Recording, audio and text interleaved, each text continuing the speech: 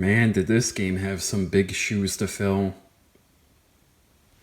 Since this game was Mario's second overall RPG adventure, and it had the task of following up Super Mario RPG, a game made by Square whose bread and butter was RPG games. So then I guess that brings up the question of, does this game live up to Super Mario RPG or even possibly exceed it? Well, let's start off here with this game's story. And well, this story follows Mario as he tries to defeat Bowser once again for stealing Princess Peach. Except this time Bowser has a much more complicated plan in store for him. That being that he stole a powerful star rod from the heavens above, as well as imprisoned the 7 star spirits that were guarding it, and had each one individually sent out to different minions throughout the Mushroom Kingdom. And to top it all off, he doesn't take just Peach, he takes her entire castle up into the sky. And well, with all these combined factors, Bowser is basically invincible. So now it's up to Mario to travel across the many different parts of the Mushroom Kingdom and rescue the star spirits. This being done chapter by chapter, which adds on to the whole storybook aspect the game is going for,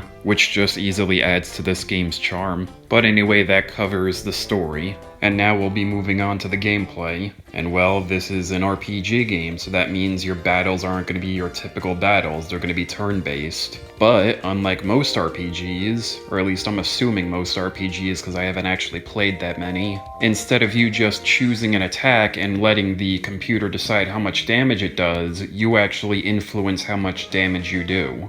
This being a continuation of the action commands from Super Mario RPG, where if you hit the button correctly while doing certain attacks, you would do more damage. And now it is back and a bit more refined, although the numbers are much significantly lower. But still, if you choose to jump on an enemy, you actually have to hit A right before hitting the enemy so you could do more damage and do the attack again. Or if you choose to attack with the hammer, you have to hold the control stick before releasing it at the right moment. And this even goes for defending, like hitting A right before an enemy attacks so it does less damage. And this comes in a few more ways as well, like needing to rapidly hit a button to fill a bar up, or having partner attacks where you have to press like random buttons in a line in order to do more damage. But that covers the main battle system. There is some other stuff like getting badges to put on so you could do special attacks or be immune to stuff, buying items for whatever you need them for, meeting new partners that join your party and then you get a whole new set of attacks. And then the final thing I'll say is like going around in the towns and like wherever else and just talking to people, seeing what they have to say and maybe getting a side quest. And I would say that covers the gameplay overall. And now with the gameplay done, we'll move on to this game's graphics, which is obviously one of its biggest unique points, with it being called Paper Mario and everything in the game being made of paper. And well, it's just a great aesthetic choice, with all the characters like looking 2D and having thick like lines around them, and even some points where the characters actually act like paper. It's just a great and unique style that stands out not only within the Mario series, but like in gaming in general. And I would even say that with this game specifically, it would enter a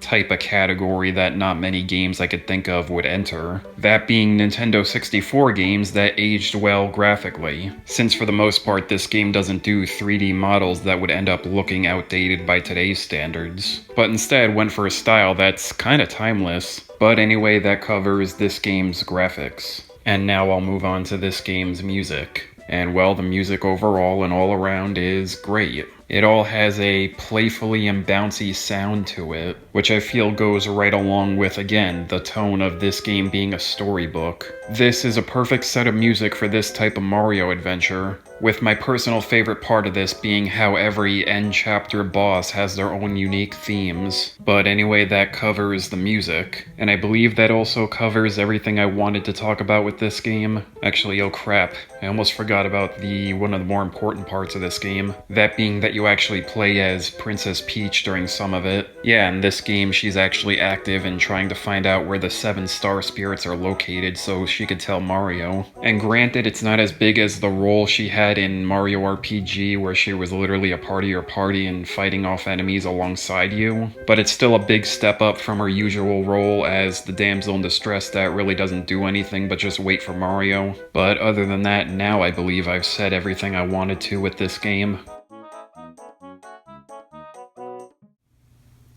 And in the end, I would say that this game filled those shoes perfectly.